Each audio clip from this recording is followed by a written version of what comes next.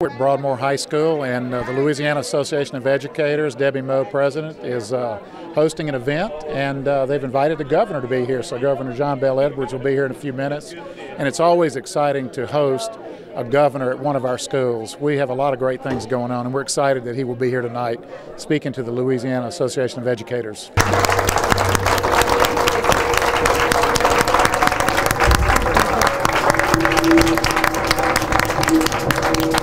Well, thank you all for the opportunity to be with you tonight. It has been a long day, but I am excited to be your governor. I'm excited about being here with you, and I'm excited about the future of our great state. But make no mistake about it, there are some tremendous challenges ahead of us in the short term, and I'm calling upon people all over the state of Louisiana to come together and to work in good faith as Louisianans first, not as Democrats and not as Republicans. And I've been speaking to all sorts of groups, whether they're chambers of commerce, the Oil and Gas Association, Offshore Marine Services Association, you name it. And I'm happy to be here tonight with a bunch of educators. And I want to thank you for what you do for our state. I appreciate that you and your patience and your persistence give students a lifetime of opportunities. And as your governor, I believe it's my obligation to make sure that the state government also fosters opportunity for our kids. The number one reason, and there were many, but the number one reason I ran for governor is because I believe if we have children who decide that they want to leave Louisiana to pursue a better education or to get a good job or a rewarding career, then God bless them. We should wish them well and send them on their way. But if we have too many kids making the decision that they have to leave Louisiana to get a good education or to find a good job or a rewarding career, we're failing them. And we're failing too many of our kids in Louisiana today, and if we stay on the road we're on, we're going to fail too many more. And we cannot afford that in our great state. We don't have that kind of margin for error.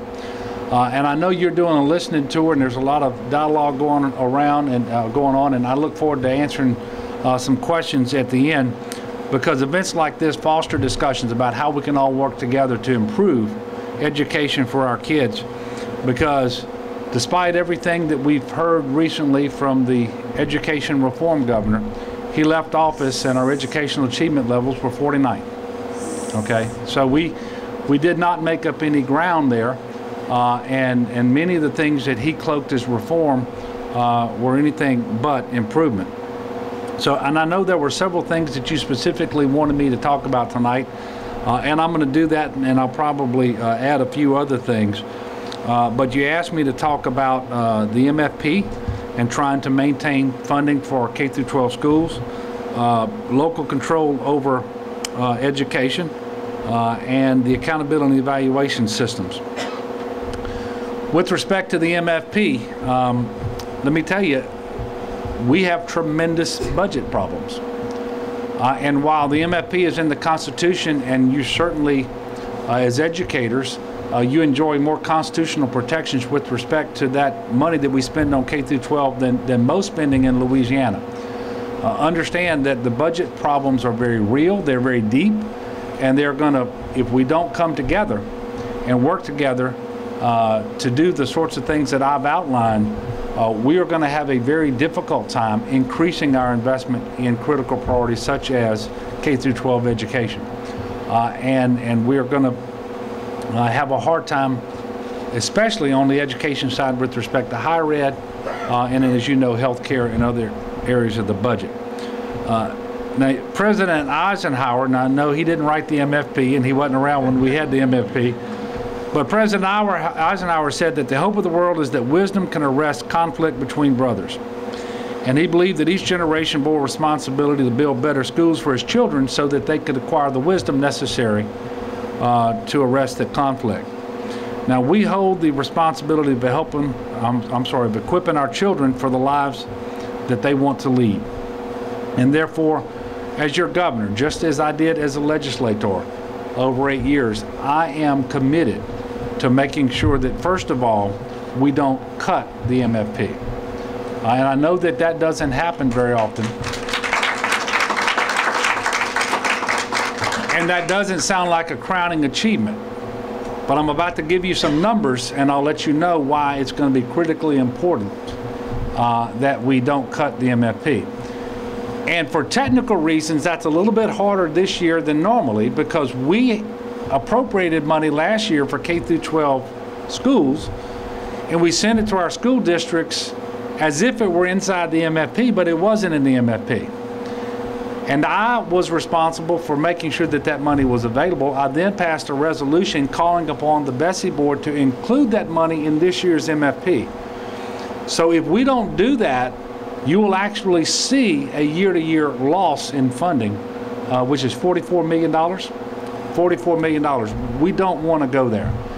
And you should know that I've already instructed members, I say instructed, I've asked members of the Bessie to make sure they send me an MFP formula that incorporates that money. Now, beyond that $44 million, I don't think you're likely to see any growth. And at some point soon, we're going to have to get back on that glide path where we are growing at least to account for inflation. Because inflation is real, and if you're not increasing your investment to account for inflation, you're actually cutting. I am aware of that. But the simple fact of the matter is, here we are in early February, and we have $750 million shortfall just to close the books on the current fiscal year that ends June 30th. The number for next fiscal year is $1.9 billion with a B, shortfall. Now, what I want you to understand about those numbers, first of all, in and of themselves, they are very large. It's the largest budget deficit ever inherited by any governor in the history of our state. Secondly, what makes that much harder is it's the 8th straight year of revenue shortfall. So all of the relatively easy things that you can do to cut costs, all of the relatively obvious ways that you can produce savings and efficiencies, those things have been done. And so we're in a very, very difficult place. And so with that being the case, if we don't come together, I'm talking about if we don't have legislators working for me, if legislators out there aren't hearing from you, and if we don't have other stakeholders, whether they be in education, healthcare, or wherever, getting with legislators and pushing them to accept the reality of the situation, then we don't know how bad this ultimately will be. I happen to believe that the consequences of not working together and not fixing our problems are so stark and so real and so drastic that we're going to actually come together and get it done. And I can tell you that as your governor, I'm going to work extremely hard to make that happen. Now, the MFP, I want you to know that I am committed to fashioning a budget proposal that is going to maintain the stability of funding that you've got in the current academic year for next year. But I want to caution you. The Revenue Estimating Conference is going to meet on February the 10th. The budget that I proposed to the legislature on February the 13th is going to have only the revenue recognized by that Revenue Estimating Conference. And it is going to have some tremendous cuts in it. Not cuts that I want to implement. And in fact, I will be communicating with the legislature separately to give them an amount of revenue I want to raise, tell them how I want to raise it, and then how I would backfill the budget with that before we actually get around to passing a budget in the regular session that starts on March the 14th. But that revenue has to be raised in the special session that's going to start on February the 15th. That's when it's got to happen. So when you see that executive budget come forth and we have lots of cuts, understand, I am not asking the legislature to pass that budget. But the law requires me to introduce a budget that is balanced and doesn't have contingent spending, that isn't propped up by gimmicks and smoke and mirrors, which is what we've been doing for 8 years, which is why we find ourselves in the current situation with a $2 billion shortfall.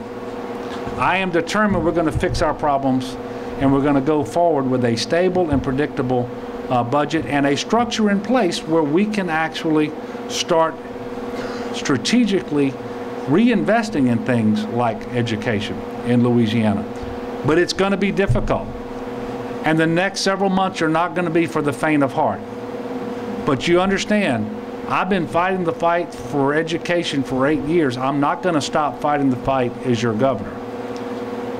But I need you to join that fight with me. And I need you to make sure you're working with your legislators all around the state of Louisiana to make that happen.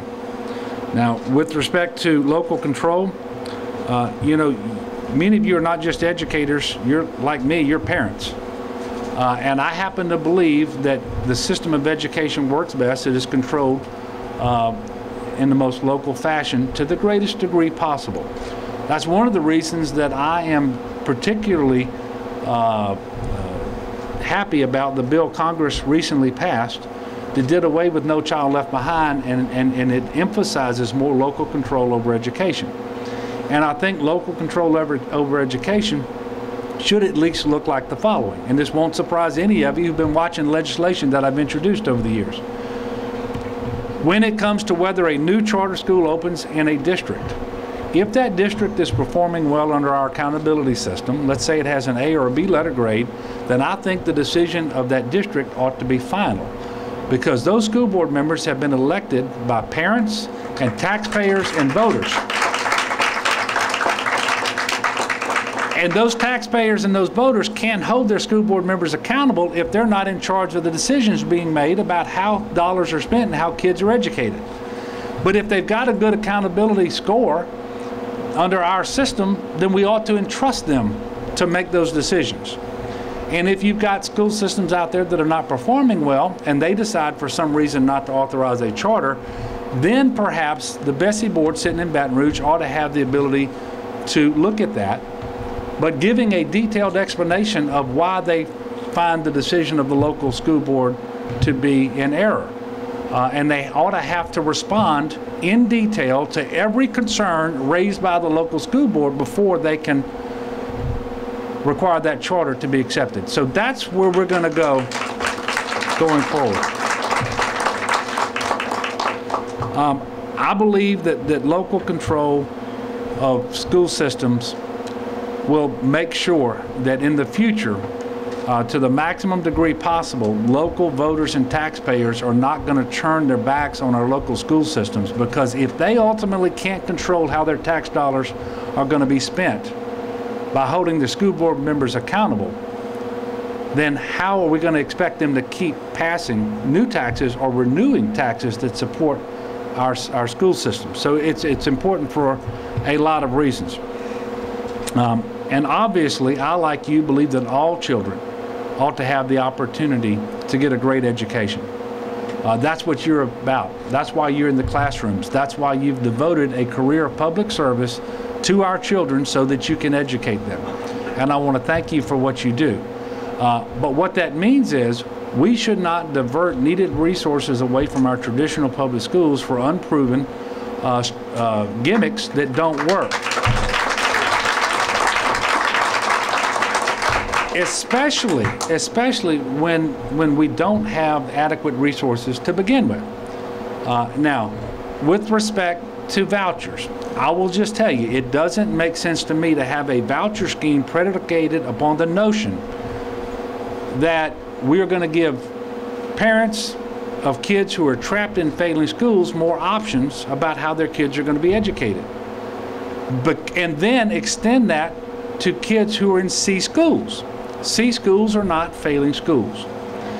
And with respect to the kindergarten exception, the loophole as some call it, we actually have a situation in Louisiana today whereby kids, if they're going into the kindergarten year, they can actually live across the street from an A-rated public elementary school, but if they choose to go to a voucher school we know nothing about, they can do that.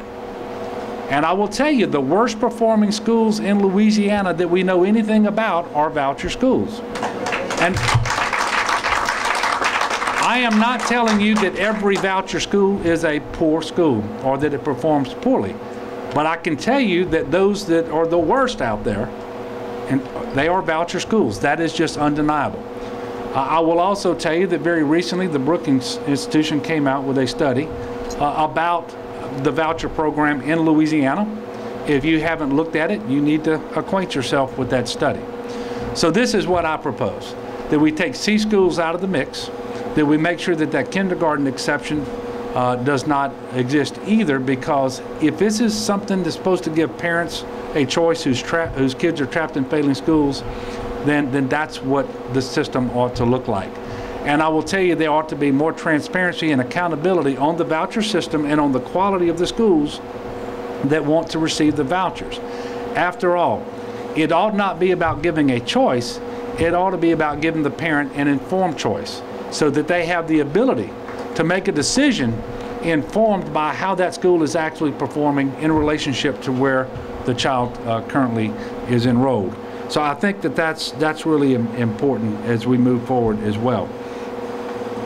With respect to the accountability evaluation systems, obviously I'm for accountability, I'm for standards. You don't go to West Point and not know something about standards. You want high standards. You want to make sure that they're sufficiently rigorous, that our kids are being educated to the greatest degree possible. We need to have an accountability system. But I don't believe there is another state in the nation that and there might be one, where 50% of a teacher's evaluation is based on the value-added model, the VAM. And when that was created, I actually offered an amendment to limit that to 25%. Now, since it was instituted at 50%, I do understand that through some rules promulgated by Bessie, that they do have more discretion with respect to the principals, so that some part of that 50% can be on student learning targets, for example, and not always coming from a test score. So there is greater flexibility, greater involvement with the principal, which is, I think, a step in the right direction. But we have to be mindful of the fact that when we have an accountability system, it has to be equitable over time. It has to be fair. And if you're going from one year to the next, where the same teacher is highly effective one year, effective the next, and ineffective the following, then chances are you've got an accountability system that just doesn't measure up, that it won't withstand scrutiny. So we always have to make sure that we're evaluating our teachers in a way that is fair and meaningful, which is particularly relevant in the year coming up because, as you know, we're scheduled to, if the legislature goes along and if I go along, then we are going to have a new set of standards. They will be Louisiana standards, and I think we read recently where it looks like 20% of those standards have been modified in some form or fashion. I'm told that many of those modifications are going to be meaningful and substantive, I guess I should say. But we've got to, if we're putting these new standards on our teachers for the first time this year, one of the things we have to look at is should those evaluations kick in full force in the first year of the new standards. I don't know the answer to that question, but I'm going to be working with teachers groups, with the school boards and the school superintendents, and the Bessie board and Superintendent White in order to try to figure that out, because we have to make sure that we're fair going forward. And typically when you adopt new standards, you create a new baseline from which to measure going forward. If you don't pause long enough to get that baseline, then you don't know that what you're measuring going forward is meaningful and relevant. So that's a conversation that we're going to have as well. But we all agree that if we want to preserve the American dream and make it available for our kids, we've got to provide our students with an education that allows them to be competitive with their peers, both around Louisiana and really around the country, and believe it or not, around the world. And so we are going to move forward in a way that does that. Now, it's also important to note that other areas where Louisiana struggles play a role in whether our children do well when they come to school. And we have to have a holistic approach, and we can't ignore, we should not excuse kids from doing better simply because they are poor, but we cannot ignore it either. And it seems like we go from one extreme to the other. We've got to be able to account for both and demand that our kids improve, but not hold our teachers responsible for everything that ails our society when we know, for example, that the letter grades that we assign to our schools correlate much more closely to the level of poverty of the kids going to that school than they do with the quality of instruction going on in the classroom. I know that. A Colorado State study from last year showed that all 19 states that had assigned letter grades to schools, that was the one thing that was accurately predicted by those letter grades. And so we have to be mindful of the role that poverty plays in this as well. And as your governor, I am mindful of it. So I know that as teachers, you want to do more than just teach. You want to mentor these young people and help them to have a better life. And you want them to understand the world and understand themselves. You challenge your students to do their best, to be their best, and I hope that they in return motivate you to return to the classroom every day. So our children only grow up once. And while we in Louisiana know we're richly blessed in terms of the natural resources that we have, from the fertile soil to the trees to the Mississippi River to the oil and gas, we should never lose sight of the fact that the most precious natural resource that God has entrusted to our care is our children. You know that, and that's why you're in the classroom. So let's work together. Let's improve their educational experience. Let's improve educational outcomes. And let's somehow try to find a way to restore to many teachers who've grown disillusioned and who suffer from morale problems. Let's let them reignite that joy of teaching. And let's allow our students to have the joy of learning. Kids ought to be excited to go to school. I remember every day I went to school, I went to a public system, and I was excited about being there. My teachers were excited about teaching me. And I just have to tell you that after these years that we've just gone through, that some of that excitement, that joy just seems to have gone. And we need to recapture that. And I suspect this will answer one of the questions in advance. One of the things that I'm going to insist on as your governor is that we move away from the ridiculous amount of standardized testing that we're administering to our kids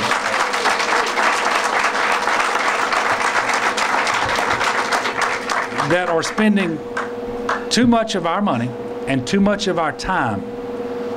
We are testing our kids too much. And then we are holding those tests over their heads and robbing them of the joy of learning. And so I can tell you this, I do believe in local control. From the state level, we are going to go in and we're going to reduce the amount of testing that we're going to mandate. And we're allowed to do that under the ESSA, that we couldn't do it before. But I'm going to encourage our local districts to stop doing so much diagnostic testing too. Because this emphasis on testing, this is what's happening out there. And I know it because I have lots of family members in education. If a teacher's performance evaluation and a school performance score and letter grade and a district performance score and letter grade are going to be determined how kids perform on standardized testing, guess what's going to get emphasized? The things that are going to be tested. And so if you happen to be an art teacher, it's hard for you to teach something that's going to be captured on those standardized tests.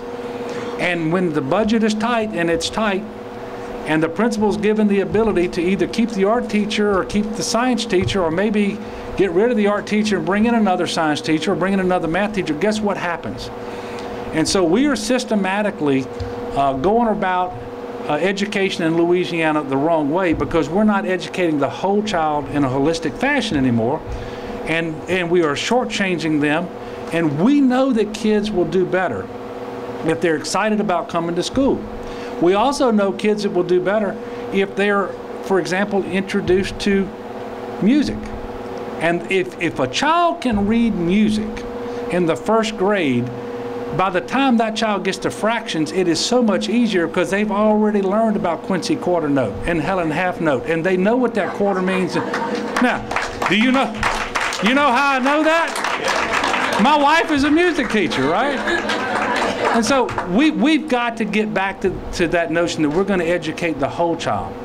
And we've got to get away from this focus on standardized testing to the point where we are cheating our children.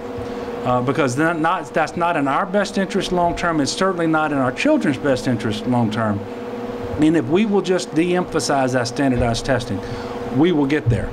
I don't blame principals and superintendents who focus on those things the state has told them they have to focus on.